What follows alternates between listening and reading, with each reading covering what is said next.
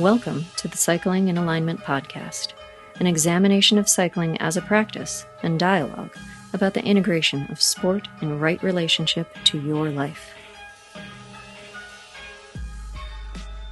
Greetings and salutations, Space Monkeys. Before we begin our episode, a brief reminder that this podcast depends on support from the audience. The reason I am able to continue with this project is because of the support of patrons. If you are a member of my audience and you feel I have offered you insight or added value to your cycling journey, please consider a visit to my website, colbypierce.com, where you can make a contribution to the Cycling in Alignment podcast. You can support the show for as little as $8 for a one-time contribution, or choose to subscribe as an ongoing member. Thank you for your consideration. Here's your reminder to think critically, act intuitively, and pedal consciously.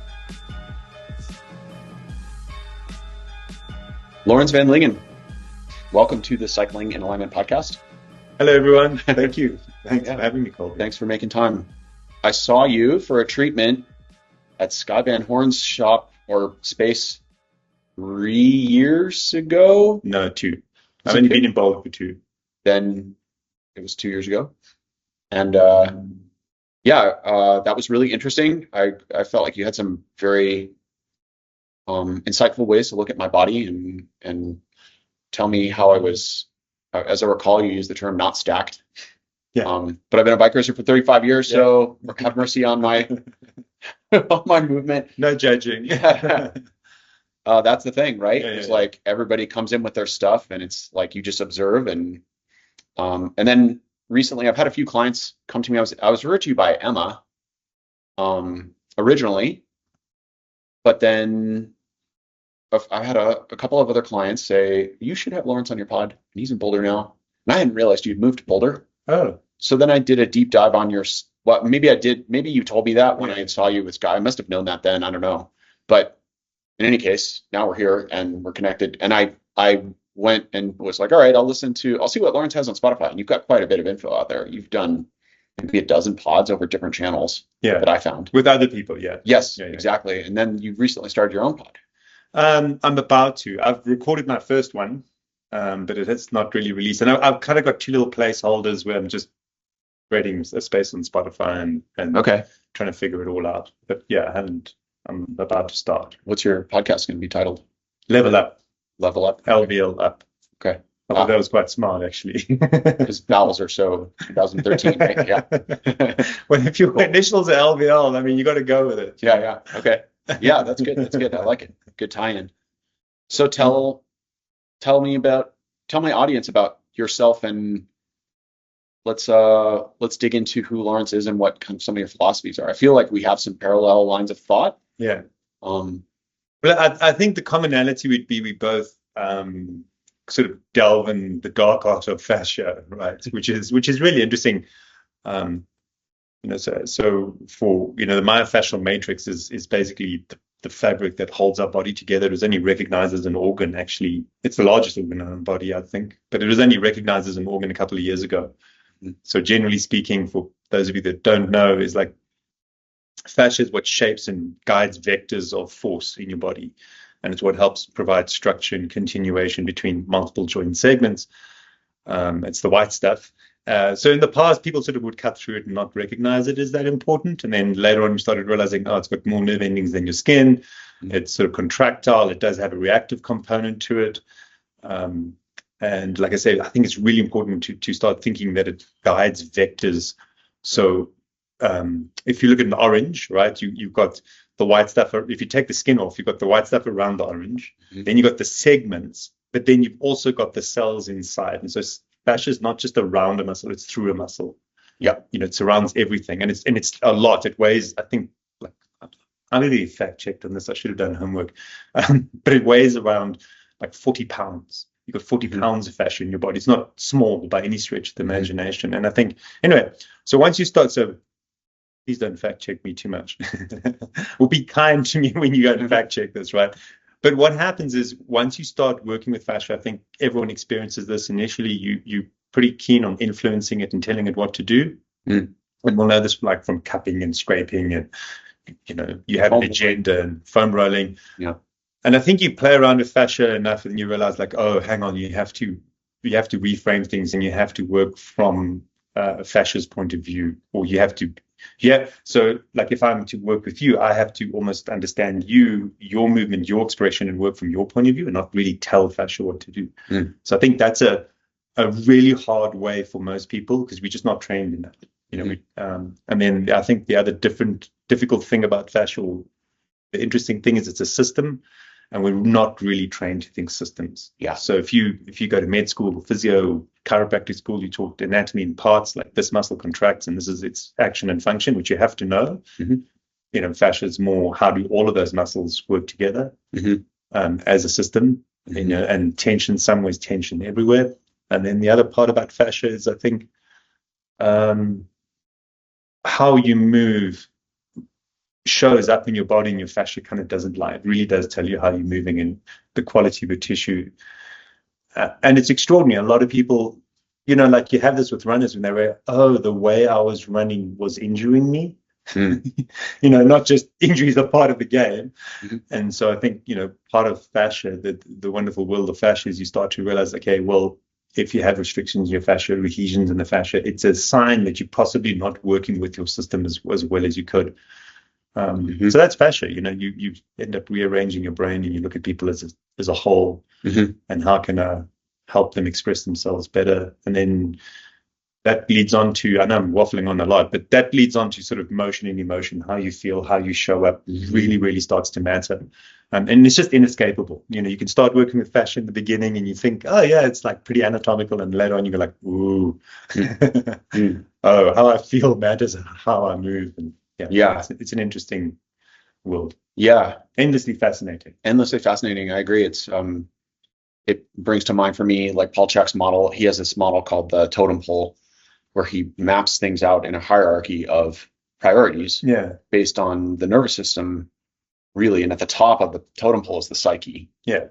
And at the bottom is the biomechanical modeling of the sleeve. So the pelvis. And that's, of course, where most bike fitting, most PT, most training lives, in that biomechanical world. Like, oh, my knee hurts. Yeah.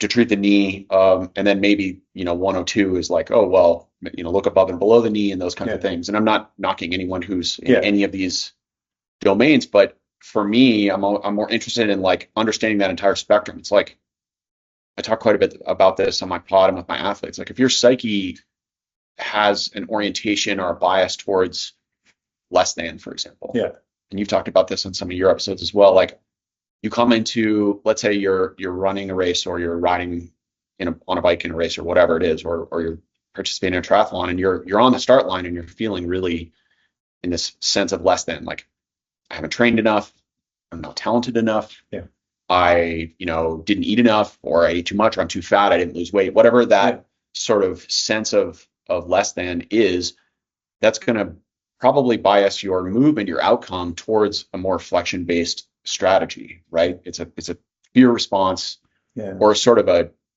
almost a sense of, there's a sense in cycling at times where there's this desperation to perform. And when we're desperate, we don't make good decisions, right? No, your worldview narrows down. And I mean, like,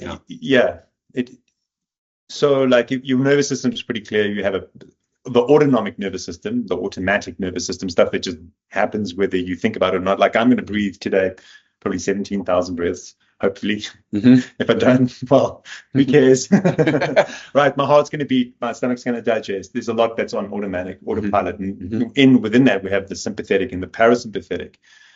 And sympathetic nervous system, your blood shunts towards your muscles and your working parts, which is obviously because you want to run away from something, or you're in combat, or you're in a state of stress, which often happens on a bicycle. But, even just your worldview, your pupils dilate and your worldview gets narrow. So, I have a great story, Taylor Knibb at the Olympics. I was obsessed with I don't know if you saw at Paris Olympics, they had the ball, like I don't know what it was. It was a ball with the flames underneath it, right? I thought it was beautiful. I was just like, oh my God, it's so beautiful. Taylor was in Paris for a week and never saw it. And she realized, like, she raced twice past it. She trained, she done training laps, going past, like, the sort of Jules Verne, spectacular, beautiful, and such narrow focus, no peripheral vision, had no awareness of the ball whatsoever. And it's only kind of when she sort of almost like arrived in Paris and realized, oh, look, I've been, swim biking and running and training past this and racing past this ball, and it's magnificent, and you just don't see it. So yeah, it's totally in the hierarchy. And I think you talk about flexion often. Flexion's an interesting thing. Is like it's our guarded or defensive or braced or shut down. So it's a little bit more than that. It's also comfort. So the fetal position, you're very happy, and your feet is mostly, hopefully, in the womb, hopefully. Which is also in fetal position. So it's a position of comfort and safety. We don't really want to wrong it too much, but generally speaking, as a human gets distressed, flexion tends to prioritize. And I'm very cautious. So in my running and cycling cues, I never ever use flexion cues. I never use shortening, ever, almost never. I don't use cues that much, but I don't use flexion cues. Like I won't say like pull up or lift your knees or flex your hips until an athlete is very, very comfortable in extension and moves very, very well and has a sense of safety. So, what that means is like the best version of you will show up when you have permission to fail. It's, failure is not a failure. Okay. So it's just learning. And almost no matter what you can do, you'll be unconditionally accepted. And so your sport it's totally fine to fail. You'll be accepted no matter what you do. You can't do wrong. You really have to hold that kind of space for an athlete. And then it's just learning. And winning is winning and failing is learning. And so you never lose. Right. And once you have some sort of really healthy unconditional acceptance and athletes are moving really, really well, maybe we work on flexion. But for me, I try and sort of, because of this notion of you can, like, let's say sprinters, they obsess about relaxing and creating relaxed speed, right? You can put a flexion cue into someone, or you can tell them to brace or guard it or increase tension, and the person or the athlete generally assimilates that within a week or 10 days. You can spend a lifetime getting them to relax again. You know what I mean? Like it's So I'm very, very cautious on flexion. It's not a hard rule. It's not an absolute, but it's just like, I think about 3 times before I add a flexion cue. Whereas extension, you're good. You're good. Yeah.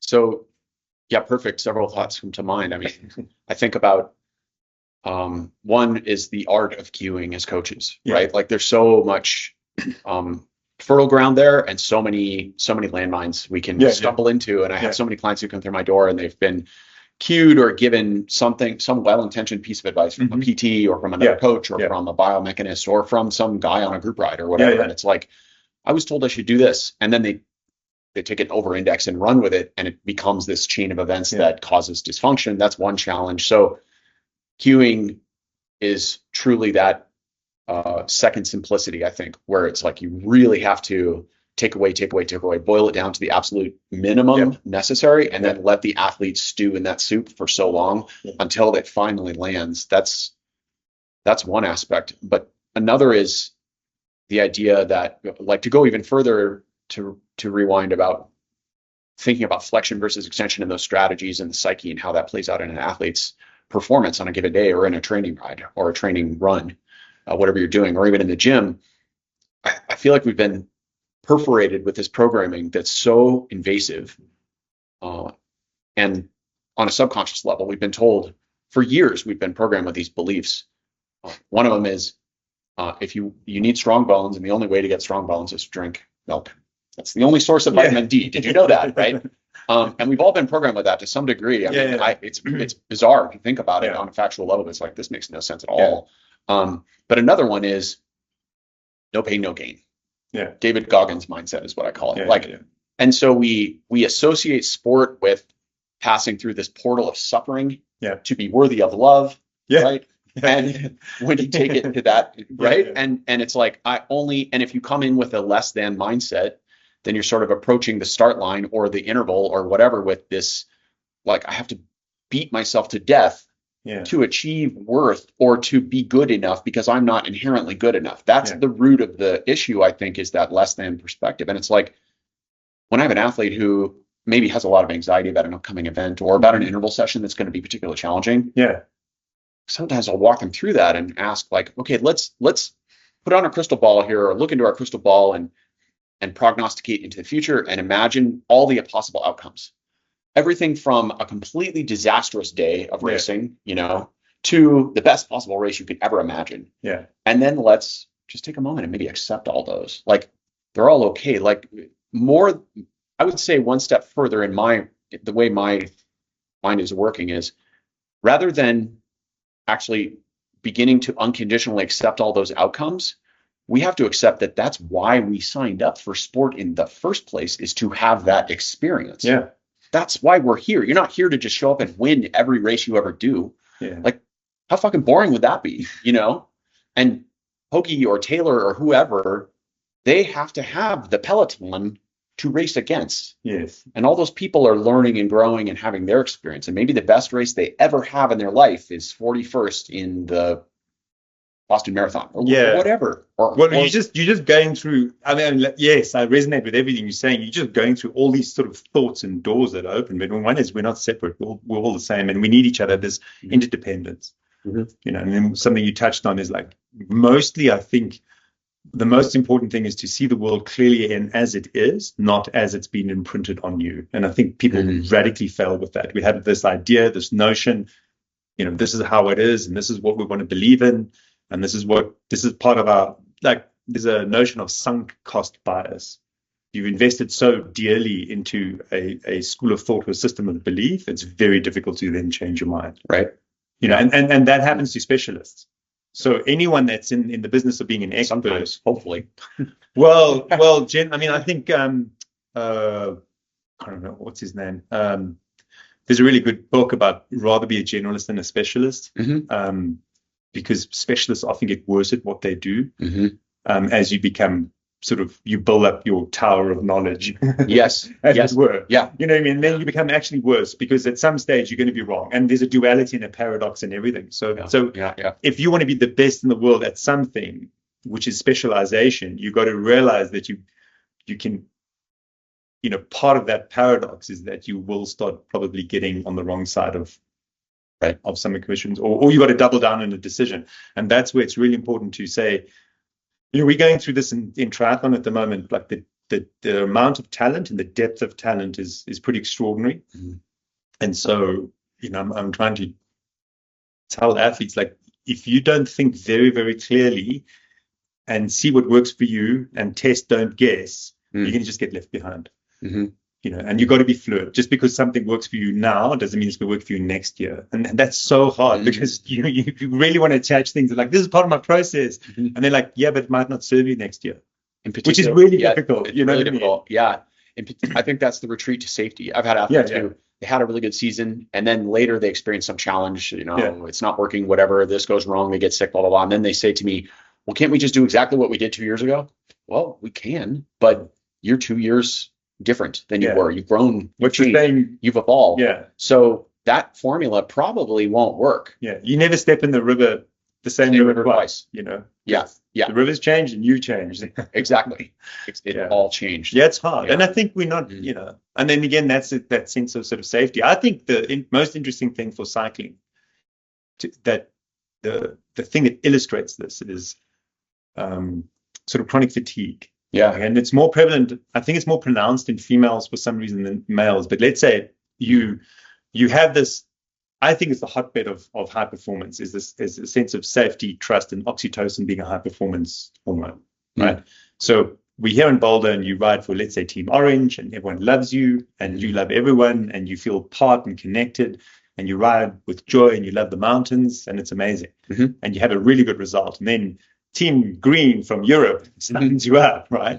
So you go across to Europe and suddenly there's other females on the team that are all good. There's a pecking order. You're new. You're not the top dog.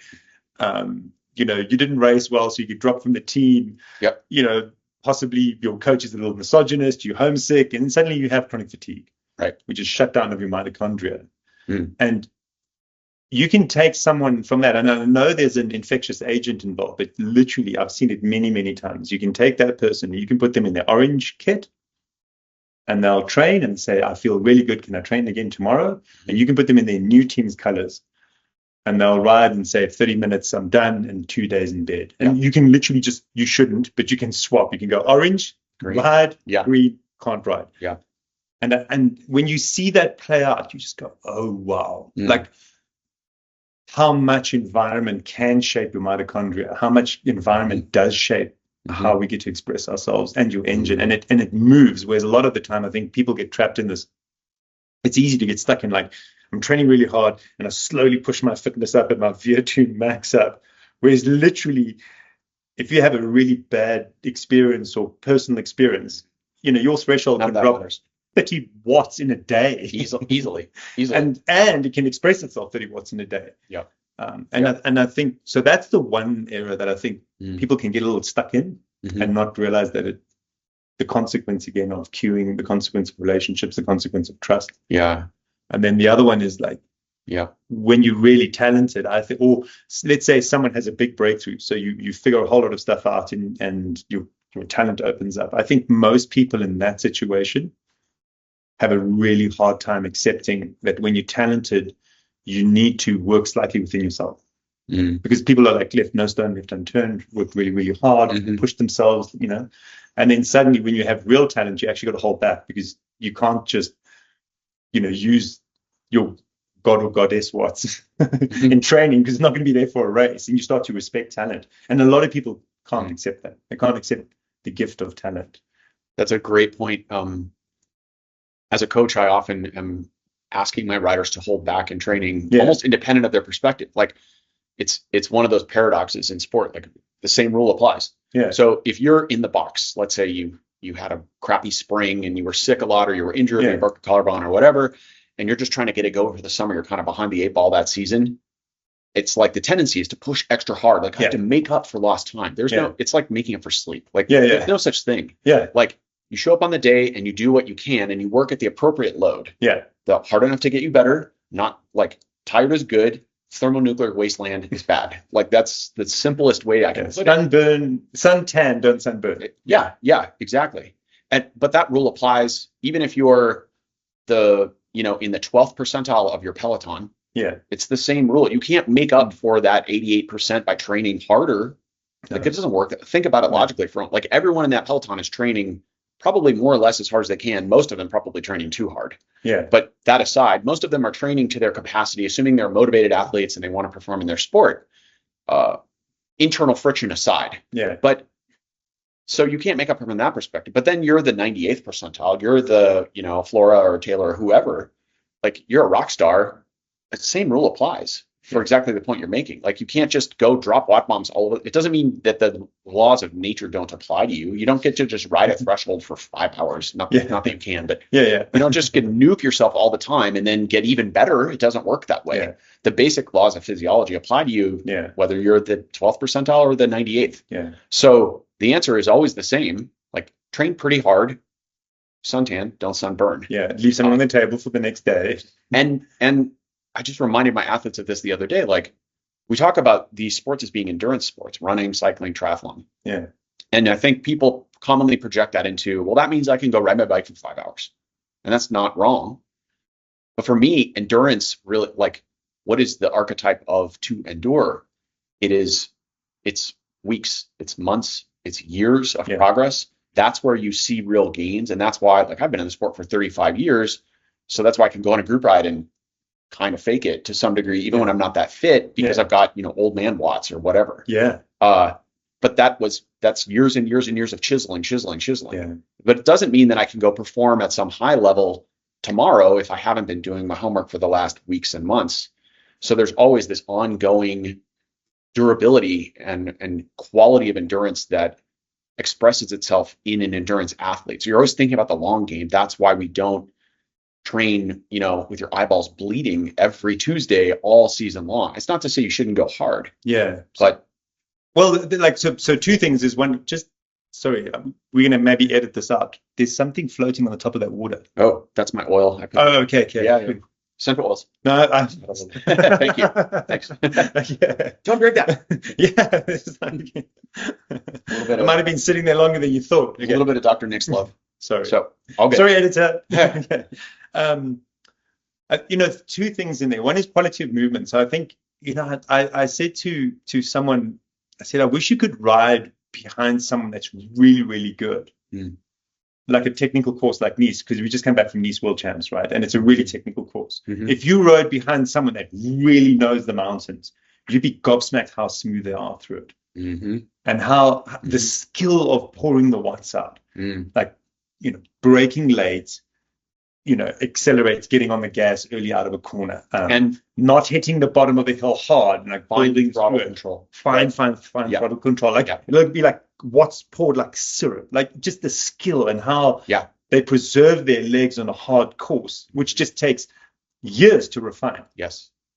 So quality of movement is a lot to do with old man watts. Yes. And then where to sit, how to follow the wheel, how to hide out of the wind, how to rotate through, whereas the average person in there is just working too hard to fight and keep them. It's not like an organism. It's not like a flock of birds. You're not, So I think, so that's a huge sort of component on it. And then, it is to endure, 100% on the technique. And this is a point of frustration for me because I feel like cycling there's a lot of areas where it's in its own zip code. Cycling is so messed up in so many ways, but in all the other endurance sports, we look at running, swimming, cross-country skiing are good examples. Like even, it doesn't matter if you're talking about an entry-level athlete or a world-level athlete, a very large percentage of the time the coach is working with that athlete, they're working on technique. Even at the highest level. It's so technique oriented. Why? Because if you have crappy technique as a cross-country skier, you're just going to fall down. Well, imagine just swimming. Or swimming, you'll drown, right? I mean, you're a lifeguard forever. So it's like, but cycling, for some reason, there's this cultural bias, this hall pass that we get. And I think part of the problem is that modern bikes are such amazing conductors of biomechanical energy into speed that you can have someone who just absolutely chops the pedals to death, like terrible technique, but they can still show up on a $15,000 disc wheel, blah, blah, blah, and go 28 miles an hour on a flat road for a while. But they're just, you and I look at them and we're like, oh, ow, I'm saying, okay, we got to work on this. But I think that needs to, also for cycling, there's no impact. There's no impact. There's relatively little impact. So running, you got forces of like 3 to 3.5 times your body weight every step. So cycling just isn't that. So even in Hoka's, your injury rate is like super high, right? So you're on cycling, you just don't have that same level of consequence or skin in the game to bad pedaling. It's not. I think you do, but people. Well, you do, but it's delayed, or it's delayed and it's conflated. It's conflated with the old school belief that all suffering goes in the same box. That. Okay, so I go out for my first 100K ride in, January 1st or whatever it is. And it's like, my legs hurt because I rode 100K and my lungs hurt because I went a little too hard on that climb. But my balls are asleep because, it's the wrong saddle or it's in the wrong position. And my feet hurt because my shoes are, the wrong shape and 3 sizes too small. But I'm just getting used to that. And I haven't ridden. And my neck hurts because of the weight of the helmet. And my back hurts because I don't know why. And it's like, but that's all just HTFU. It's all goes in the same box. And so part of my ongoing mission as a bike fitter is to educate people like, no, this is incorrect. Like we have to cleave those. There's necessary suffering. And then there's completely unnecessary suffering, which is just related to you not having a good relationship to your equipment because your body's super out of whack or your technique is not great, or you just are like, I tell people you should be obstinately intolerant of saddle discomfort. Like ruthlessly intolerant, but people get on a saddle and they're like, I don't know, it's okay. I'm like, no. What do you experience? Oh, well, I get saddle sores, once a week, and I can't feel any of my sex organs. It's you'll never ever pedal efficiently or powerfully or sustainably unless you are totally dialed and one with your saddle. Right? It's got to be an extension of your pelvis because it's a threat to the nervous system. It's an infringement of safety. It's an ingress into the sense of safety. And being balanced on the bicycle. So many people are imbalanced. So you can't ride around. Gravity is a really large force. It's a relentless bitch. It's just constant, right? But I'm thankful. And so, otherwise, we'd be thrown hopelessly into space. So we'd be flying off Earth, right? Right. But your relationship with gravity, and so if you're on a bike and you have a constant sense of falling, you'll just tighten up. Of course. relentlessly. And Yes. it's an insult to your nervous system, and Yeah. you'll just shut down. And so a lot. I mean, I know someone who ended their triathlon career because they were, one stage they got really front end and low in the front of the bike. And then they hadn't figured out the geometry that great. So too much weight in the front wheel, so it was unstable. Yeah. And literally the sense of anxiety, breath holding, she retired from the sport because she was too scared to ride a bike anymore. Yeah. That's an extreme example, but it's, if you go on like a scale of 1 to 10, how comfortable and relaxed are you on your bicycle? And people don't want to go there, man. Like I've got a triathlete that I'm working with, sort of that's top of mind, and I said, like, you've got to be one organism with that bike, and you've got to be totally dialed, totally relaxed. And I think, what we talk about, go down the dark path, we talk about sort of being still on the bike or controlled or held. Yes. The bike has to dance underneath you. It needs, thank you, sort of this infinity loop between the wheels, and there needs to be this energy, and it needs to be alive with you, so that you're one organism. You need to be really, really relaxed, especially at the speeds you're riding now. You've got aerodynamics, you've got disc brakes, you've got tubeless wheels. So, and then wind is and you're going faster and faster, and wind is becoming, or wind resistance is becoming a bigger and bigger deal. And you have to be soft, and you have to let the wind, you have to shape and mold your body to the wind, which again means no tension in your bike fit, which means you're relaxed. Like for people that don't, like, if you don't really know what I'm saying, like, go to the swimming pool, and fluid's obviously much more dense than air, but it's fluid mechanics, right? Same thing. Tense your body up and then push off the wall and see how far you glide. And then relax your body, just like shake it out, and think, I'm the same as water, I am fluid, and then push up the wall and then see how far you glide. It's the same in cycling. Amber Neben on the track, her sort of thoracic spine was locked and she was held, and she just did some breathing exercises and opened up and unlocked her thoracic spine. She went for the same watts, the same setup, like more than 1 kilometer an hour quicker. There you go. Just by relaxing and being fluid and letting the wind be kind to your body. And you can't, you can't experience that when you're not comfortable on your bike, when you're fighting the bike, when you're nervous, when you're uptight, when you're tense, when you're guarded, when you're defensive, when you have that lack. It's very difficult. Yes. But I also think there's another conflating variable there, which is this, I refer to this as this paradigm in fitting, or in cycling, really, archetypes of movement. Yeah. So on the one end, we have this idealization of this stoic cyclist. Yeah. And there's a lot of really good old school examples of that. We can watch like Bradley Wiggins during his hour record. The best example is Johnny Bunyo, who's an old school rider. Like, that guy was stone cold Steve Austin on the bike, like never moved, and just so strong. Saddle way in the back end zip code. Like, for us, that would be like Kansas facing this direction. Just super far back, completely still upper body. Yeah. And I think there's an ideal that is something to craft, and probably I would bet it's the same percentage of riders can actually successfully use that paradigm to make really high-end power or express their best power, as is the number of people who truly actually have the SNP, the genomic SNP that allows them to only sleep 4.5 hours. Yeah. Like 28% of the population thinks they have it, and 0.28% actually has it. Yeah. Everybody wants to have that, right? Yeah. It's some sort of shortcut. So the parallel I'm making is like I was saying earlier, that the things that cycling screws up, one is we disregard technique completely. Yeah.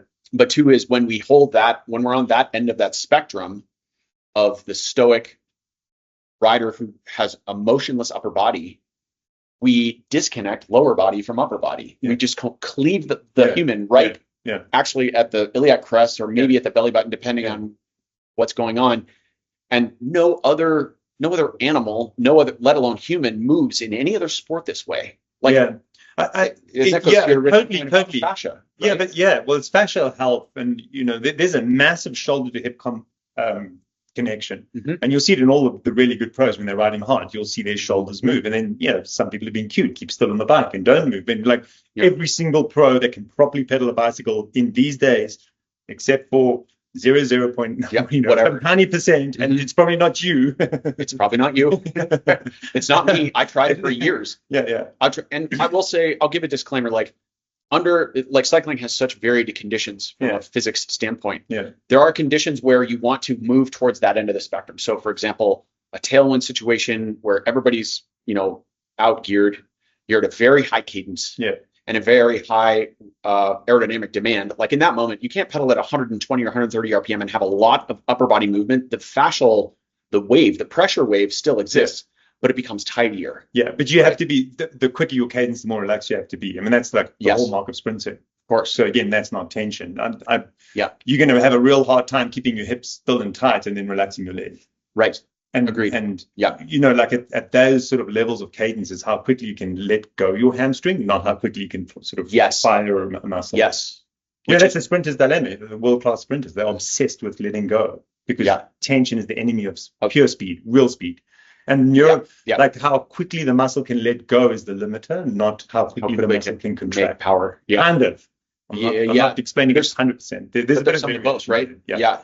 So that's the tension between, it's the spectrum of tension and relaxation. Yeah. And most people, I think in cycling in particular, they're and again, to go back to the psyche, the less than, we're just too far on that end of tension. Like we're trying to control, we're trying to create a perfectly still pelvis, a perfectly still rib cage, a perfectly not moving upper body, and then just muscle the bike. And then, let's disregard all seasonality to training and just ride Swift all season long. Let's lock our bike to a trainer that weighs 60 pounds and doesn't move at all. Yeah, well, you can't have, so rollers, you can get that infinity sort of loop, like the dance, but not on, even trainers that move in dynamic, they don't have, you don't have counter pressure in your hands. Right. You can create it yourself, but the bike doesn't have feedback. Yeah, right. And so the old A-frames really used to shut people down. I mean, I was like 30 watts less than an A-frame just because you can't move. An A-frame is an old school trainer? The old school, the A. You just clamp the back wheel. Yeah, okay. I mean, I would just lose 30 watts in one of those. Most people do. Yeah. Most people do, but it's like this mystery as to why that is. Well, it's because the bike can't move under you, and all the fascial system reabsorbs. It's almost like you're sending out these energy waves and they just get pushed back into the body and locked. And then the tension just escalates, right? Yeah. And I would, again, zero science behind this at all, but probably the same 0.28% of the population can ride a trainer successfully all year long and seemingly have no consequences. But for me, as a fitter, when people are like, I ride the trainer a lot, I'm like, oh, really? Tell me what's going on. Oh, my T-band hurts, my knee hurts. Every time I get on the trainer, everything hurts. I'm like, that's weird. Yeah. Yeah. Hello. Yeah. I mean, totally. I think, this notion of humans, one is mirror neurons. So we learn a lot through motor pattern and visual, watching. So when you ride in a peloton, you're going to learn lessons that you can't learn anywhere else in the real world. And what's really interesting is like if you sort of become, like, let's say you do a group class in breathing or a group class in movement, and one person gets it, it kind of ripples through the class when everyone starts to get it. There's a resonance, a group resonance. There's a group resonance. And often you will find like someone at the back of the class will get it and it ripples forward. So the person in the front can't see what's happening behind, and yet, but they get it, so there is this weird, like, what's that? It's pretty intangible. But I think this notion of, like, we watch the movie and watch Rocky, and Rocky's training on his own and he's doing pull-ups on nails and he's eating his salmon eggnog and he's fine. Running up mountains. Yeah. Lifting logs. But the reality is that you cannot win a boxing match like that. You cannot. You have to be in a gym. And what happens, you have to spar multiple partners, and you'll find that some skinny southpaw will have your name and number. He might not be in your weight class. You can beat him, but he'll be able to find your blind spot and he'll pop you on the chin again and again and again. And that's how you're going to learn how to box and be a complete boxer. You cannot prepare on your own in isolation. And cycling's the same. I mean, we saw it out of COVID, where everyone is at home on trainers, got really, really strong. But you're going to take down the peloton. You're a liability. Yes. Yeah. You shouldn't be anywhere near other cyclists for a while. Certainly not. Yeah. So there is this, what's the context of everything, the synergy, which is easy to discount or not realize. I worked with downhill mountain bikers, and a lot of I worked with this French guy. The French are big in telemetry. I don't know if you know that. Yeah, and math. Like, as a nation, really, really good at math. They have some of the top mathematicians in the world. So, they're racing cars, Formula One, telemetry, rally cars, Citroen, that, they just dominate in that area. So this rider, he had telemetry on his bicycle. And the guy that was working said, "What have you done with this rider? Because his body telemetry is improved by like 15%. Mm. And I said, only 15%, because he was a mess and then he got a lot better. Yeah. He said, no, 15% is a 50%. lot. Yeah. So I said, well, how much is 15%? So he says, in the history of downhill mountain bikes, the progression from the old narrow bar, hardtail, long stem, tiny little shock, yeah, to a full downgrade modern downhill bicycle with dual suspension, gas shocks, the whole thing is 15%. Yeah. So he says you've made the rider more efficient than the entire evolution of downhill mountain biking. Which you give it a number. And for them, they have to absorb the terrain, they have to flow in 3 dimensions, and you have to be adaptable. And it's easy to think that doesn't matter on a on a road bike, but it does. But just go on a mountain bike and just hold rigid and try and go over a rock garden, you just can't. Yeah. And I think that plays into cycling. Is you've got to be supple, fluid, adaptable. When the wind shifts to the right, you've got to drop that shoulder, you've got to feel, you've got to experience. And when your worldview is narrow and you're tight and guarded, you just you're leaving a whole world on the table. And it goes into when you're stressed and nervous, your digestion doesn't work, because that's the whole thing about a sympathetic nervous system. It shunts blood from your stomach. So now, like we talk about hyperfueling, I call it. It's not hyperfueling like these 120 grams of carbs an hour. How are you going to get that down if you're stressed? If you're holding your... You can swallow it. Right. Are you going to be able to metabolize it? Utilize it, right. If you're not relaxed. Right. And I think that a lot of age groupers or sort of trying to be pros are so stressed and so nervous and forcing and trying so hard that, their nutrition doesn't even work, and they can't even onboard the nutrition that you're internalizing. So there's a lot going on there. So if an athlete comes to you and you can see these trends of rigid, kind of grasping their goals a little too tightly perhaps, or just so intently focused, maybe a bit of that less than mentality, or maybe that's not really their focus, but it's more programming. They've just been taught, like, I have to go as hard as I can all the time, and the nature of that type of training or effort or racing is a little too much tension. Would you agree that one of the best pathways to begin to re-educate that athlete and help them grow is by starting with breath work? Yeah, breath work's a great segue into it. I think the nice thing about breath, or the lesson that you learn very, very quickly, especially if you do breath holding. So one is just normalizing breathing is a really good idea. Getting your pelvic floor and your diaphragm to work together. A lot of people are like, again, if you've got a tight pelvis, your diaphragm will bounce off that tight pelvis, and you're probably taking too many breaths per minute. And then your sleep's impaired, your recovery's impaired, your response to training is impaired. It's not ideal. So learning healthy breathing is really important. Probably the most important thing is to nose breathe when you sleep at night.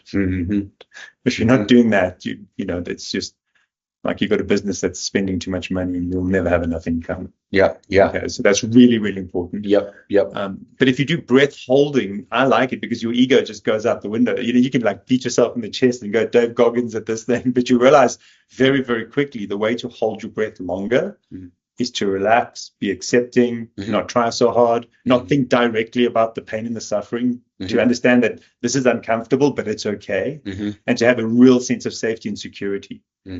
And then you can hold your breath longer. But when you try too hard, when you force it, when you want it, when you're going to show your breath, good luck.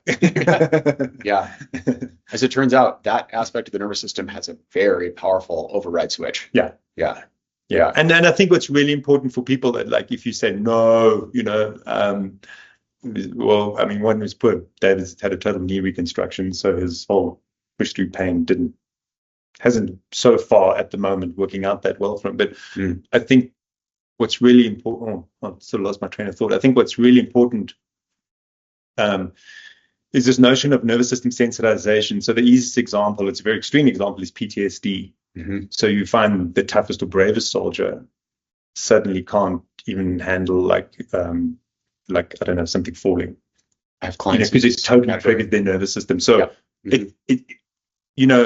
being tougher works until it doesn't, and then generally speaking, it backfires so savagely that you're kind of taken off the chessboard. So we have to reestablish a sense of safety in the world for that type of persona.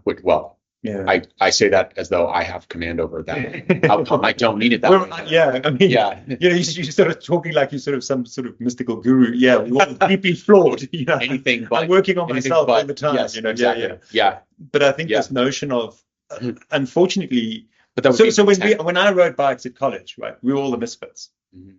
For whatever reason, cycling wasn't cool, and the misfits used to ride bicycles, and we were all just riding to get away from our problems. You have topography that comes towards you, which is calming for the nervous system. You have the sense of flying, safety. Yep. I don't know. It was an escape from the real world. It was literally all the troubled kids rode bicycles, and then at some stage, cycling actually became cooler than new golf.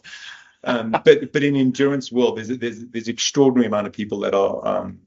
Do come from a sort of a more traumatized background. And endurance sport is their escape or safety. And if you were really well balanced and integrated, you probably really wouldn't really want to do a grand tour over 3 weeks, maybe. Probably. I think there might be exceptions to that, but I agree. I mean, you look at anyone who succeeds at a high level in life, whether it's racing, going to grand tours or winning them, or owning 4 multinational corporations or, whatever, like often that level of drive is born out of them trying to process or figure out or live with or even manage some deep trauma. But I think Tade might be a hall pass to that example. He seems like a very light spirit. He seems playful. Yes. Childlike. Which I think is that's a beautiful example. Mastery, you end up being childlike and playful and curious. And it's really easy. Like people say, well, fight or and we need the sympathetic nervous system. Of course. Okay. Yes. But one of the easiest ways to tell if you upregulated or is, do you have a sense of curiosity in play? Because literally, if you're smiling, if you're playful, and if you're curious, you're good. Yes. But when it's too serious, I think you're probably not as close to your sense of parasympathetic nervous system. And I mean, I remember working for Red Bull as a sort of high performance consultant, and these 2 riders came in, and I basically asked them, so I said, so you're from a happy family, your parents are still married, you've never had any significant trauma, and you like riding bicycles. Why? So this is very unusual. Don't you just want to go drink a coffee and hang out and watch the grass grow? Yeah, exactly. But what happens is when those sort of happy riders get to express their joy and through their craft, they're often very, very, very good. Yes. Then you see real mastery without sort of emotional baggage and limitations and handbrakes, and I think Tade seems to be on that path. From I mean, I don't follow him super closely. I don't watch all of his interviews or anything. But even just watching how he races and how he rides and how he just tries stuff, like, and he sort of casts the traditional tactical wisdom to the side at times, and it's like, oh, fuck it, I'm just going to go for it, and that's it's a bit playful. Paul Chirac talks about this concept of integrating unbound play into your life, right? Which he defines as anything you do without any kind of outcome, right? Just something you're doing just to have the experience. It could be stacking rocks, painting a painting, singing a song, dancing randomly, anything that's playful, and animals play, right? I think it's I've got a new kitten and it's extraordinary, and then that's how they learn. Just playing all the time. And if no one wants to play with him, he just makes his own game. Right. Just find some random, you buy him an expensive toy and then you find a piece of string or the box. Boxes. I think that's and playfulness and curiosity is the precursor to neuroplasticity, and which is precursor to learning. So it's just really in order to learn and grow. And you got to be on the fringes. Growth happens in discomfort, and it's like having a really healthy relationship with the fringes and discomfort is really important. And cycling because I think you're married to the bike, and sometimes married by an external opinion. I know you don't do it, but like someone like that is a good bike fit, and now you are set up properly. Oh my gosh, so far from that universe. And then you like the crank length never changes its length, and your seat height never changes, and your cockpit never changes. So you sort of married to the steel frame. I think a lot of cyclists end up, because they're so dialed to their bicycle, like curiosity and play and variabilities just starts to not really become part of the world. Well, that can be a sign of someone who's got a bit of that central sensitization, right? Like when the world becomes a threat in almost every form, they can retreat to a world where everything is very predictable. Yes. So the bike is the same every day. Yeah. I have riders who want to do the same 3 rides. Yeah. Every week after week. And to me, this just drives me insane. Like, I'm like, go do something new. You need novel stimulus. But I understand I can't put that on them. Yeah. I can ask them to try it from time to time, and I think it's good for them. And I try to gently meet them where they're at and push their envelope. But for me, I was a rider who raced track, road, mountain, cyclocross, gravel. I was always doing weird shit in the middle of the season. Sometimes I'd take a week off and go run or go ride my road bike up Switzerland Trail or whatever. And that was back when I didn't do that. Now Switzerland Trail is so beat up on our local trail that even a gravel bike is questionable. But or I was a guy racing cyclocross and at the same time juggling a World Cup track racing schedule. Like, I guarantee you, no one else on a World Cup track lined up for the points race. 23 other riders. No one else did a cyclocross race the weekend before except me. No. But for me, that variety worked well and led to some good performances. At times, it shot me in the foot too. But and I'm not here to tell you that I have it all figured out. That's not my point at all. I'm just saying, like, thinking about it from an alternate perspective. Yeah, I think a rider like that springs to mind is Peter Sagan. And interesting, so he had that sense of curiosity to play around, expressiveness on a bike, and he really rocked the bike. And then he'd like sort of put down these big power bursts and then settle down into a rhythm, almost like, I call it like, you have those balls on the desk, like the desk toy, and you swing the ball and it goes whack, whack, whack, whack, whack, whack. I always watched Sagan, and you'd like do some expressive big movement and you go back and find his rhythm again. But if you look at him, mountain biking, wheeling, all of the above, he definitely had that sort of pinching podium girls on the bike. Maybe not that playful. But they're really not too playful. Right. But it was really interesting is like what I used to love about him is like people would ask him leading questions in an interview and you were like, no. You really wanted to win this, didn't you? And he's like, no. Yeah. Or you really felt good today. No. You know what I mean? Whatever. Like he just wouldn't, you couldn't ask him a leading question because he just saw the world pretty differently. And and you got to, he was just a pretty character. Yeah. And the greats are like, I mean, what's the big sprinter that had the muscle shirt? Cipollini. Yeah, Cipollini. Like he's just larger than life, big charismatic personalities. Often a lot of the time they were like, I mean, they had a lot of charisma and swagger and alpha male, but a lot of also expressiveness and creativeness. And you start to think about the colorful, the bikes, the color. You know what I mean? Like if you go and look at sprinting on the track and field, these big personalities, and it's almost essential for high performance at that level because you've got to just bring everything and you just got to rock what you've got, and it's like total commitment to win a 100-meter sprint and execution within the nanosecond. Yeah, like. There's no, when that gun goes off, it's like there's no deer in the headlights. There's no should I follow that guy in that attack or should I get going a bit? It's like instantaneous execution of everything. Yeah, but that high performance is like, that's not someone whose worldview is narrow, who's guarded, defensive, restricted. Like you just can't be contained. You can't be small. You've got to be almost like larger than life. And truly expressive, and you've got to show up with everything that you've got. Not guarded, defensive, not playful, not curious. Yeah, you're right. You know what I mean? Like there's a whole. Yeah. That's interesting. I never thought about the interplay between the sprint disciplines and the endurance disciplines. Even within cycling, you can see that. I raced 6 days and World Cup Madison racing with Marty Nalstein after he transitioned from he was Olympic gold medalist in Sydney in the sprint and the Keirin. He weighed 220 pounds, and then he changed over to endurance. Yeah. Very rare career arc for a cyclist, a professional cyclist. And then I raced Madison with him, and he was that larger than life character in many ways, and still is. Yeah. And is non-controversial, like many of them are. Non-controversial, controversial, not controversial. Anyway. Yeah, he's controversial. Thank you. Yeah, thank you. Yeah. So it's an interesting. Yeah. And it is interesting as well, is like I see just on, you go back to sort of fashion postures, like you see people that start to connect joint segments and start to sort of be comfortable in their own skin and start to express it. I mean, they show up in the world very different. And it is interesting, is like a lot of time they transcend the coaches. They have to leave the coaches. They'll break out of controlling relationships. Yeah. Now, there's this illusion of control. Yeah. And so what happens is, that they almost lose the victim mindset and they start to show up, be comfortable in their own skin, express who they are.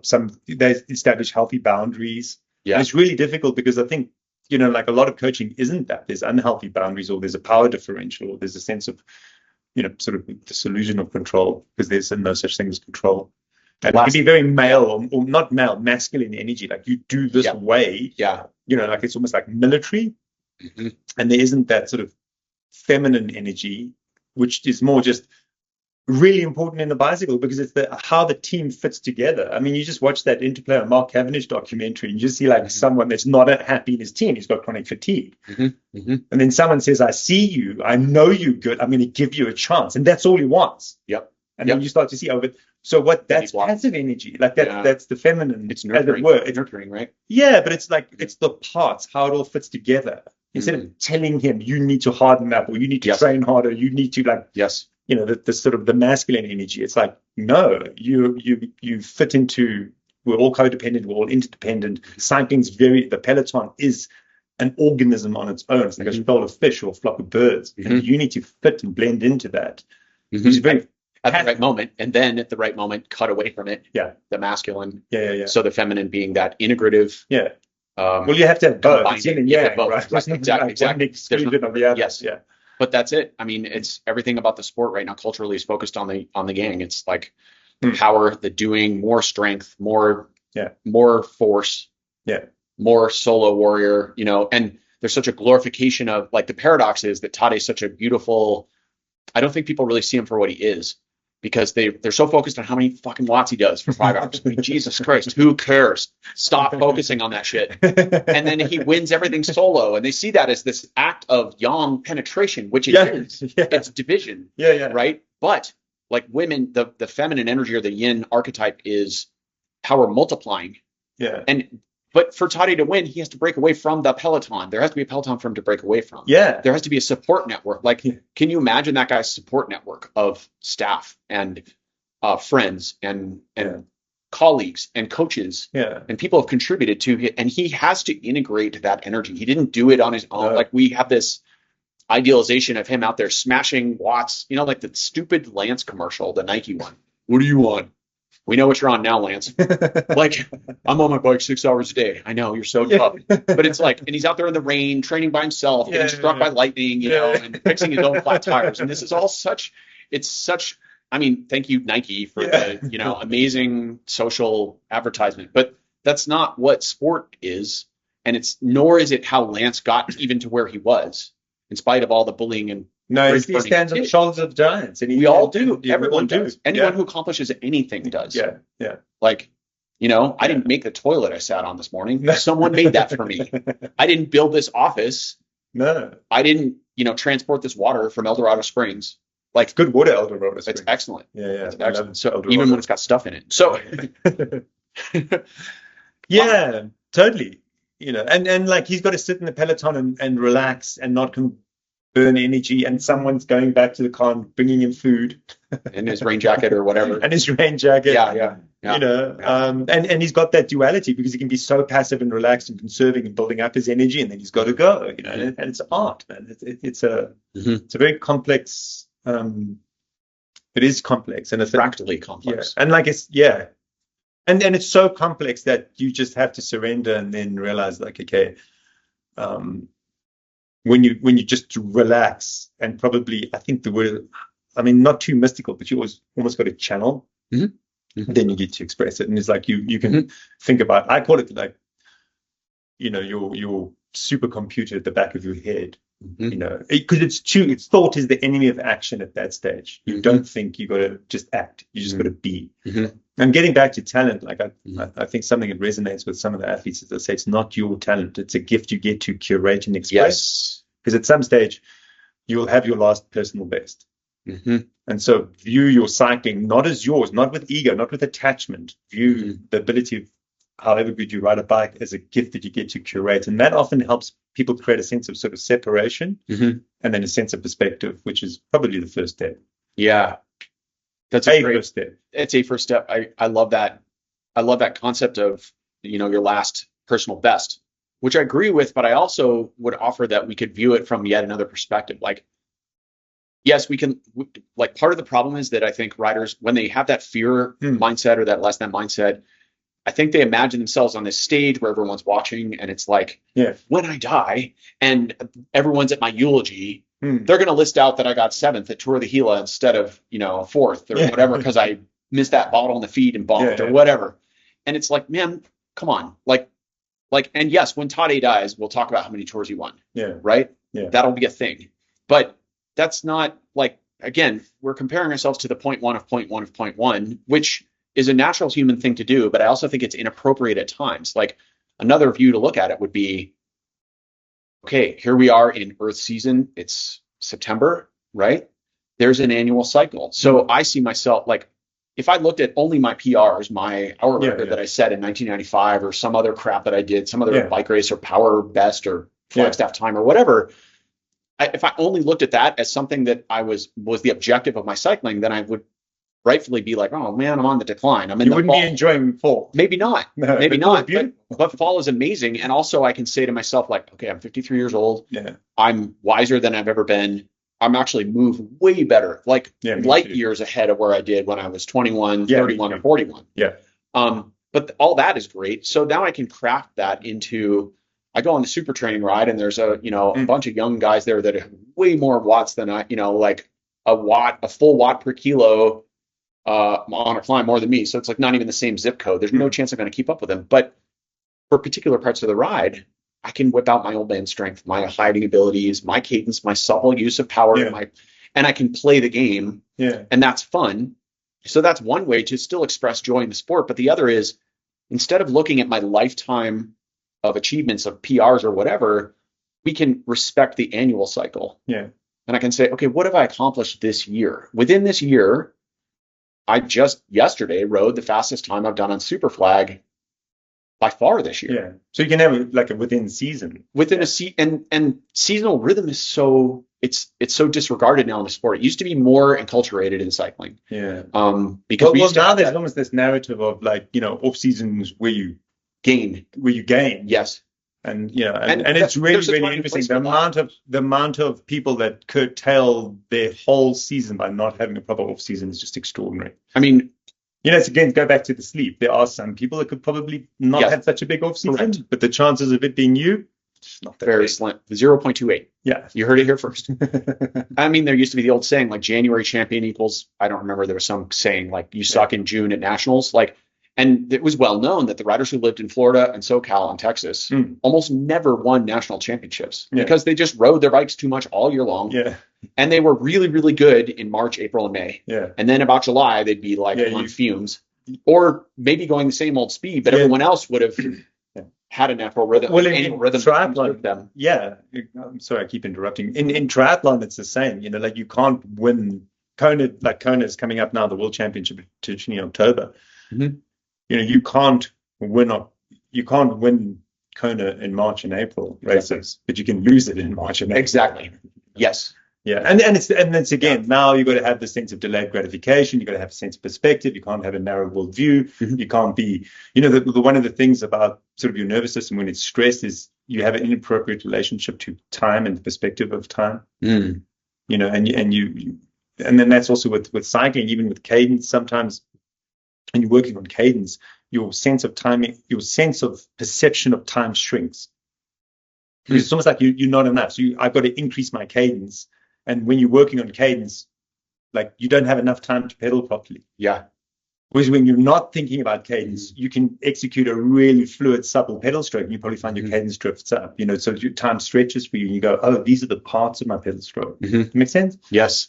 And again, when athletes are stressed, they just don't seem to have enough time. And when you watch the greats as well, their sense of timing is magnificent. Mm-hmm. Within a race, within everything. It's just the sense of timing is like comedy, or sex and comedy. Timing. Yeah. That's an excellent point. I've talked about this. I think the same concept, but maybe from a slightly different lens. And I encourage my athletes to really look to find dead space, meaning, like, when time is compressed or happens too quickly because we're focused on the next thing, it can come out psychologically or physically as a forward oriented posture. We're leaning forward. We're always doing, we're kind of like getting always ahead on of the ball of ourselves. the feet, and we're always in a hurry to get to the next thing. And when you do that, thinking about breath as an example, like where the most obvious place where you would struggle to find dead space would be at the bottom of the breath. Yeah. Right. So if we think about the top as being retention and the bottom is suspension. Yeah. Someone who's really forward oriented, they'll really struggle to suspend the breath at the bottom. And this is like, when you suspend the breath, it's almost like putting pause on life for a moment. Yeah. Because there's nothing else. There's nothing that can happen. There's no movement really. Yeah. Like you're just there in that present moment. And which I think probably is a predecessor to the ability to then experience unbound play. Unbound play, you could say, I'm thinking a bit abstractly now for sure, is a sense of taking dead space and then putting movement behind it because there's no end goal, there's no purpose, there's no finality, there's no product you're creating. And often when you play, you can play for hours and then times it exactly ceases to exist. Exactly, yeah. In the marathon, everyone talks about hitting the wall in the marathon, in running. And very often if you ask someone, like, what was going through your mind when you hit the wall? So in the marathon, like you run 5K, I've done this, and you're pretty much in the moment and you wait and wait. Often people hit the wall when they flip from thinking what I'm doing at the moment, what I have done, and they start thinking forward and they say, oh, I now have 10Ks. And they know exactly how far 10Ks is. 10Ks, this level of suffering, hit the wall. It's the teleological effect of, it's why VO2 max tests are so difficult. Yes. Right. If I tell you to go hard to the top of Flagstaff or Jamestown or whatever, you have an idea like, oh, it's going to take me about an hour or 30 minutes or whatever. It's like, Lawrence, I want you to just go as hard as you can. They're like, well, for how long? For 5 seconds or for an hour or for 5 hours? I'm not going to tell you that. It's an unknown distance, an unknown time. Just go hard. And you're like you wouldn't know what to do. No. Right? Yeah. It would. Yeah. So there's that instantaneous teleological instinct we have, right? A 5x5 with 5 minutes recovery is very different than a 5x5 with an hour recovery. Yeah. And interesting, going back to sort of trauma, like you develop a healthy relationship and sense of time when you're young. If you have a sense of safety and health, but if you have a very distressed childhood, you often have an inappropriate relationship to time, which is one of the, like Gabor Mate talks about it, like this relationship with sort of ADHD.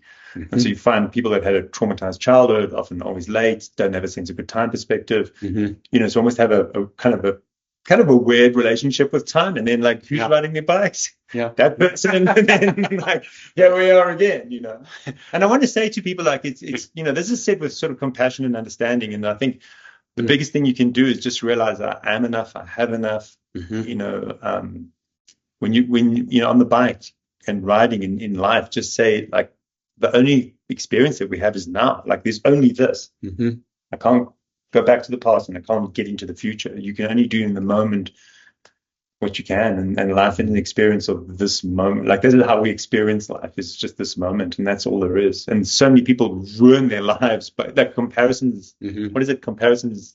Envy is the thief of joy. Comparisons the thief of joy. But thinking ahead is literally the thief of the moment. It is.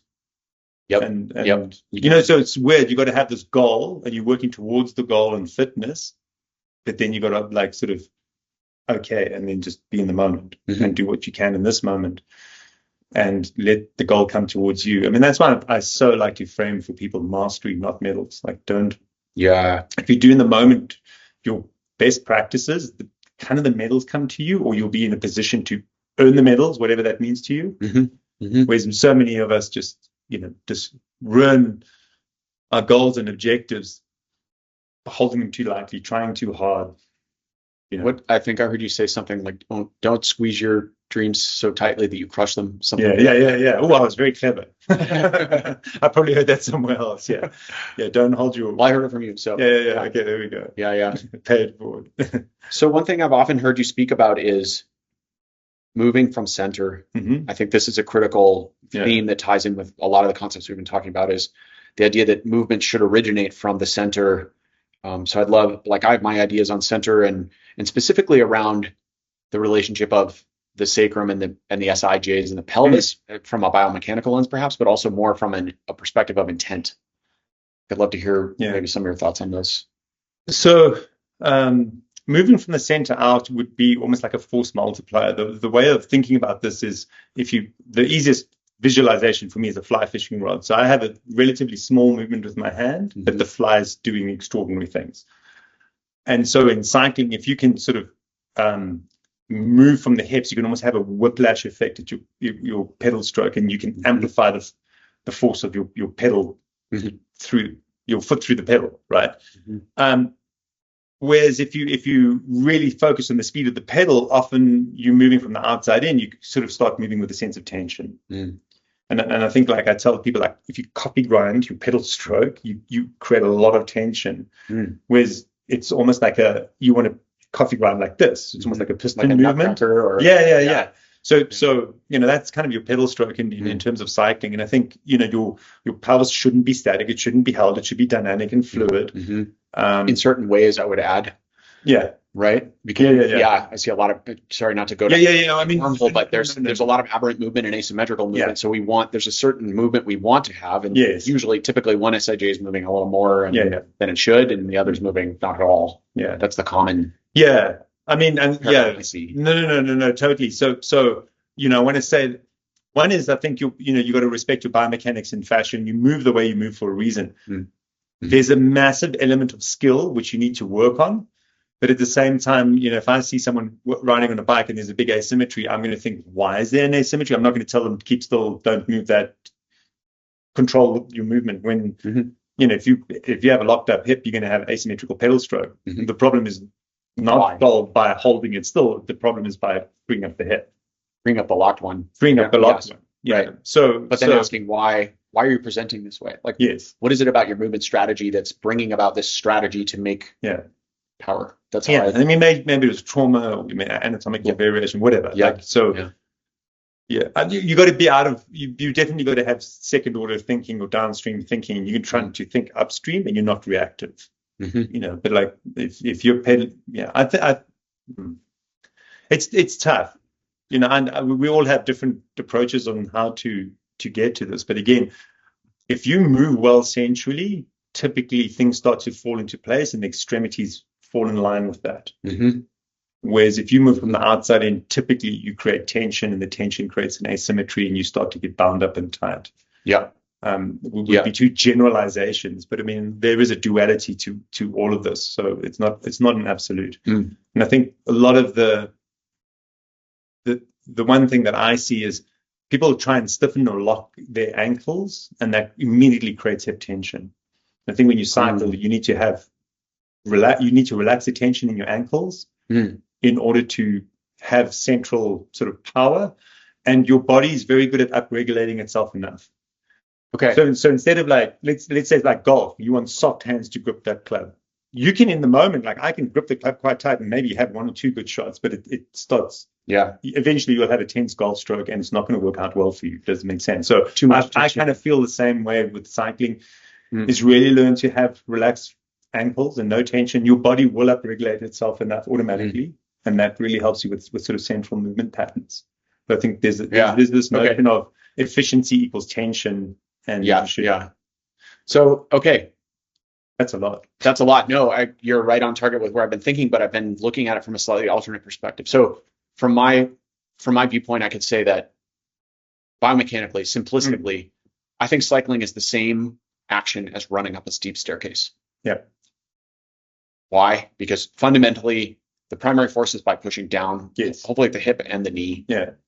The origin of the force should be centralized. But in order to effectively run up a set of stairs, we have to have some stiffness at the ankle joint. If the ankle was floppy, you would be producing extension in the hip and extension in the knee, and the ankle would collapse, and the side would drive or drop or rotate. You'd have over rotation. So we have to have some stiffness there. And cycling I would offer the same, because the axle is somewhat near the ball of the foot, depending on where it's placed. Now we have really stiff shoes, which offset that to some degree, but I actually think that's problematic for most riders, because the foot becomes so lazy. Well, first of all, the shoe is built incorrectly. Usually the toe box is a complete train wreck. There's toe spring, which does no one any good. It puts extra load on the metatarsal heads, which causes neuralgia and all sorts of other problems. And then the toe box is too narrow on top of that, so it's a complete shit show.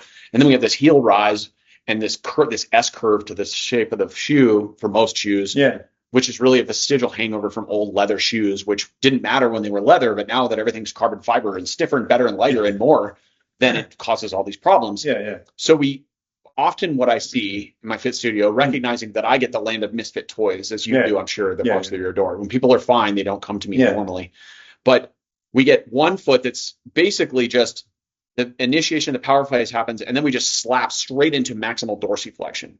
So there's no active tension, no active transfer, no fascial tension through that joint system at all.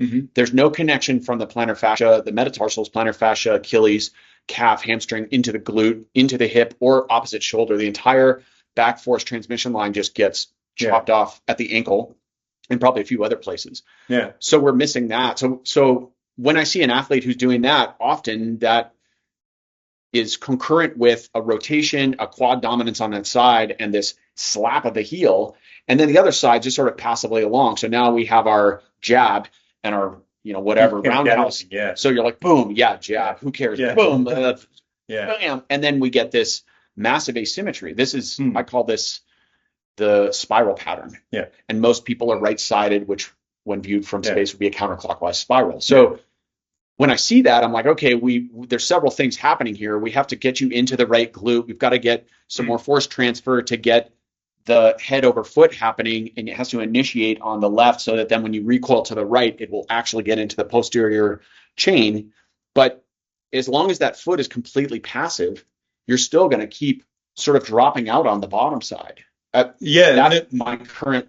And full disclaimer, this is like Peter Attia land, right? Like, no. This is a really strong opinion. As soon as you light it in flames, it's gone. So I would say, look, you can't be totally flaccid. Like you can't have no sense of integrity. Okay. And there's a lot of ways of putting integrity or tensegrity. Okay.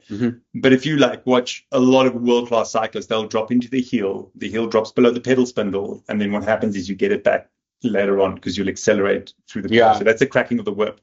The other interesting thing is if you drop into your heel, you'll accelerate from the hip because you've got no force. You're dropping into heel. Doesn't make sense. Like, so here I'm stepping down and I'm stepping almost more into a relaxed heel. Okay.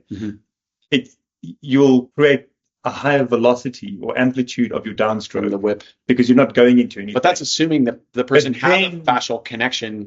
But then don't. Exactly. No. So I would say what you're frustrating with is a disconnected ankle. But I have literally no problem. And for triathletes, because you get off and run, I really encourage them to get the heel below the pedal. Because otherwise, if you stay on top of the pedals and you get off and run, your calf and soleus is just too short. Too tight. And you get a lot of trouble there. So and then if you look at guys really putting big watts down, you'll often see the heel drops below the pedal. Sometimes, not always. Well, it depends. If you're Spanish, you're told to dance like a ballerina. Right. And I have some footage from Mads Pedersen winning one of the spring classics this year, and you can clearly see it from the side. Like, he's very little heel drop. He's never below horizontal. And even in the power phase, it's just straight force transmission. He's just bam, bam, bam, and he's got that crisp chain. And he's a particular phenotype of rider. It doesn't mean, we can just because Mads does it doesn't mean you should go do it, right? Well, I once had, a disagreement with someone talking about biomechanics and said you should have pretty relaxed ankles. And they said, you can't say that you can ignore ankle biomechanics. I'm saying, no. Not ignoring it. No. You need impeccable ankle biomechanics in order to relax. It doesn't make sense. Like when you have great biomechanics, great tissue connection, great talus, forefoot, rear foot, great calcaneal, then you can relax your ankle because it's going to do its job. Right. But a lot of the time, we don't know. I've never looked at his feet. You might find that, it's a compensation of something. And so it's quite difficult to sort of navigate that. But generally, interesting. Good point. The notion of, so I've just had a guy with knee pain, and I explained this to him, and I said, look, it's okay to drop your, and especially he's actually a really good triathlete coach. And explained that to him, and he went for a bike ride, his knee pain disappeared, and he can run afterwards. It was pretty profound realization for him. And he said, oh my God, my watts went up for this RPE. He had this profound 3 days of whoa, this is incredible. What's going on?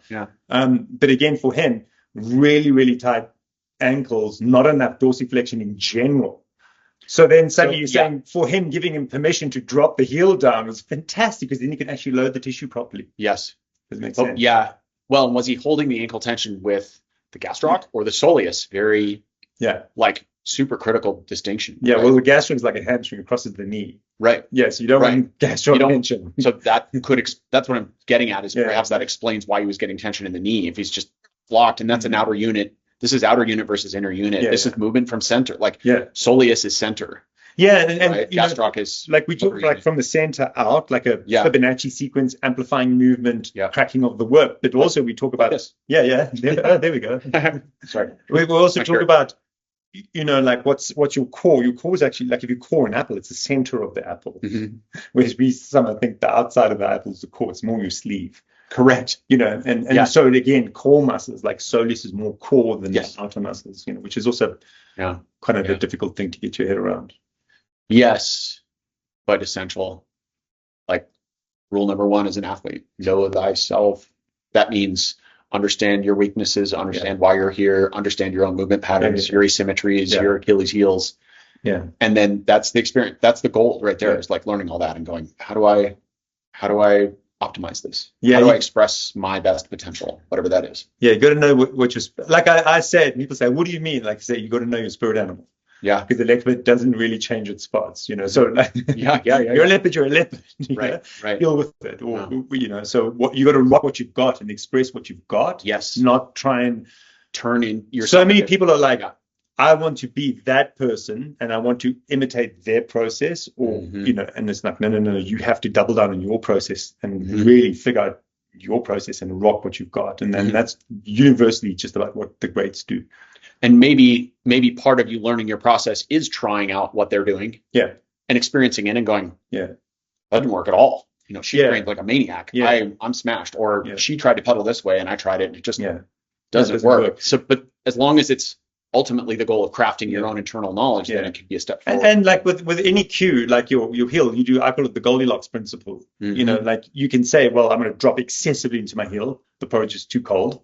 This is the over-indexing part, right? Yeah, and then I'm going to really stay on top of my pedal, and then like see what that brings, and then like, now I'm just going to forget about it for a while, and then see what my sweet spot is, and that sweet spot can change. Yes, which is hard. It's just really difficult. A lot of people just want that certainty. Like I've got some people that say, "Just tell me what to do." That was going to be the next thing out of my mouth. Just tell me what to do.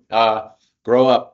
Not to be a dick, but you got to figure it out. I'll give you some ideas. You have to go experience them and figure it out. I have a lot of athletes who get very frustrated with me when they ask me a question and they're expecting a what to do answer, and I give them another question to respond. I think as well is like it's a lot of like in an athletic world, you basically you expected to do really well at a young age. Okay. So like in cycling, you world under 23 champion often becomes a world champion. And to become the best in the world at under 23, you've basically got to be pretty buttoned up at 23. I was not a buttoned up human being at 23, but at 53, I'm starting to feel like, I can add value. Like it's my time to shine. Yeah. So I think a lot of people is like, just realize like, it's just all, you got to just life experience, and some people, your time to shine might not be like as much as you want to be the best cyclist in the world. Like I wanted to be, I was a faux pro at one stage, and I really wanted to be a good triathlete. It just wasn't on the cards for me. So I learned, I experienced, I burned my fingers. I know a lot of what you shouldn't do. It helps me become a better person now. But my thing was not being a really good athlete. It just wasn't, much as I desperately wanted it then. But now, like it's a bit different. I mean, when you work with real talent, you realize just how phenomenally good these people are, and it's just extraordinary. And they don't grow on trees. They don't. I really like what you said about how that gift is a gift that's given to them by the angel of athletic talent, or that shall be a bike racer, which is like, from an evolutionary biological perspective, it's like, what? Like, that's not going to do a lot of good. No knock to anyone who. Paul Chek was really into Jung, right? Yeah. And Jung's pretty like mystical, but it's like it gets into that, like just works with a lot of archetypes and that kind of thinking. Yeah. So I think and then the other one is, and I don't want to ever say to someone like, it's not for me to, it's like Bumblebee sort of told you. My wife was told to give up running when she was at school and focus on netball. She would never make it as runner. And she obviously, the coin can flip either way. So she could have accepted that. Yep. And probably played provincial or like state netball. But she rejected and said, I'll show you, and then, became an Olympic runner. So sometimes, telling people no is exactly the catalyst you need to like really double down and like get a bit of fire in your belly. So it's just amazing how people end up where they end up. Lawrence, thank you so much for making time today. I don't know what the time might like, but I've got a client in a little bit here. Yeah. Another one coming in. So please tell everyone where they can find out more about you. If you go to Spotify and just search Lawrence van Lingen, you'll find maybe a whole bunch of pods that you've done with other people. Oh, really? Yes. I found a dozen there.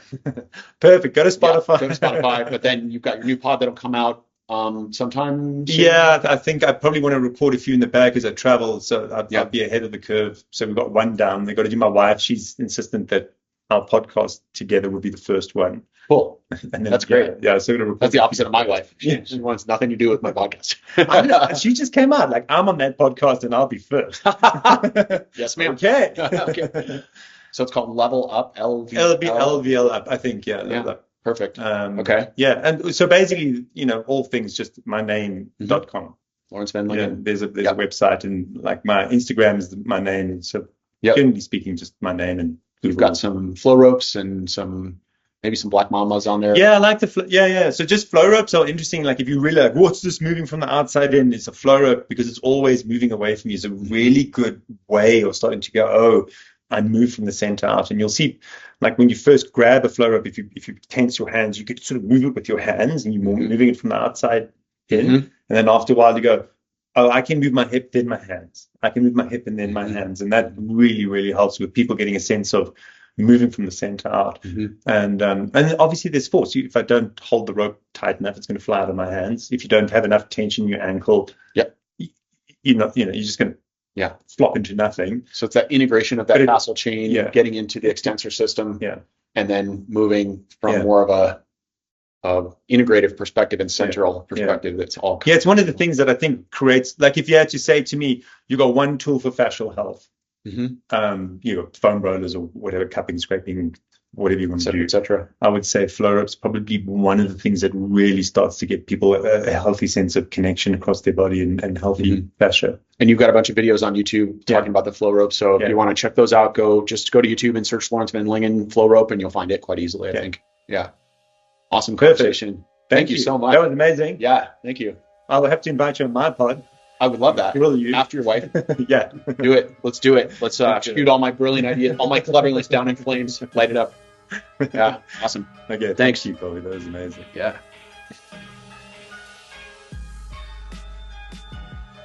Attention, well dippers. Did you know that I offer a unique service at my studio in Boulder, Colorado? An integrative fitting is the culmination of my experience and understanding that helps an athlete have a deeper insight into their relationship to cycling and movement. This is understood in the context of how the dream, goal, or objective aligns the client's choices and habits. The psyche, the environment, and drive will all influence the current expression of athletic ability. As we understand these factors, we can shape and direct athletic potential. What this means in a practical sense is that we spend about 6 hours working together, including a short or outdoor ride. I will film you on and off the bike, and we will discuss an extensive intake questionnaire. You will leave the fitting with a unique perspective on your function and with actionable pathways to improve your performance. This service was created specifically to help cyclists who have been through various fitting sessions and have had unsuccessful or unsatisfactory results. We dig deeper to find more meaningful outcomes. If you are interested in knowing more about an integrative fitting, please visit my website, colbypierce.com, where you can book an appointment.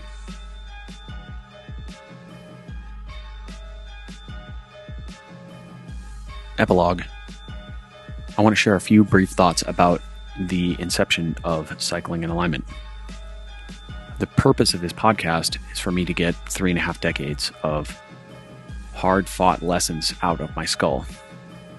Some of them through my own research and reading. Some of them I've been taught through mentors and colleagues other riders, other racers. A lot of it, a massive amount of it, was simply trial and error through my own stubborn methods. And that has amassed a certain amount of experience and knowledge, understanding. And while I think I'm reasonably smart and I know quite a bit of stuff, I want to make it clear that the opinions that I share on this podcast are belief systems built on what I've experienced to this point. And that some of those opinions are pretty strong, but they are also loosely held. That is to say that if I learn more about a topic and have a greater level of clarity or understanding, then my old belief systems will be abandoned and I will now operate under that newfound knowledge. So I'm not here to tell people all the things that I know. I'm here to explain what I've learned to this point. And there's a big difference. Also, that is the intent when I discuss things on the pod with guests, is to learn from them and have a discourse. Because if we can't have a discourse as adults, then we've lost one of the basic tenets of modern society. Even if we disagree, we ought to be able to, in most cases, shake hands and walk away. Because after all, this is sport we're talking about, and while sport is training for life, it's nothing to get too upset over. The purpose of the podcast is to help me help other people, and specifically to help them actualize their highest potential by illuminating a path that enables alignment with their truth, their intent, and their coherence. That's really the end goal. So I'm grateful for your listening. My intent is also not, to be clear, to gain an audience or become popular or gain social status in any way. I don't care about that stuff. That said, if you feel an episode that you have heard will help someone you know, please share it with them. That helps us reach the end goal, which is to help more people. Thank you for listening. I'm grateful for your time and attention. Blessings.